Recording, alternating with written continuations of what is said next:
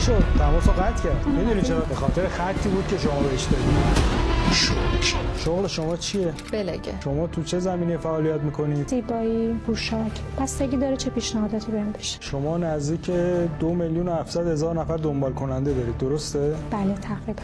ما متهمی رو دستگیر کردیم به اسم شهرام که مدعی شده با شما همکاری میکرده و شما تبلیغاتی رو برای اونها انجام میدادید. خصوص بحث مدرک جعلی و دانشگاهی. حالا اون با این عنوان با شما احتمالاً مراوده نداشته. صرفاً هر کسی که به من پیشنهاد کار بده، من اون چیزی که به من در واقع نشون میدن و میخوان رو میپذیرم. اینکه حالا ماهیت کار چیه، من خیلی دنبال این قضیه نمیرم.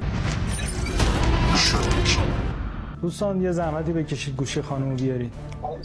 سلام، احوال شما؟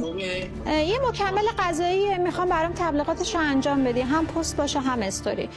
من رو 60 تومن باهاشون فیکس کردم. رو 60 تومن میبندیم باش. فقط من تضمینی نمیدم بابت اینکه حالا این جنس سلامت داره یا نه. بذارید من باهاتون تماس میگیرم سر این موضوع، با هم دیگه میبندیم کارشو. چی شد؟ تماسو قطع کرد. میدونی چرا قطع کرد؟ شما وقتی گفتی من تضمینی نمیدم، اون نفر متوجه شد و قطعش کرد. الان مجدد شما تماس بگیرید دیگه این نفر پاسخگو نخواهد بود.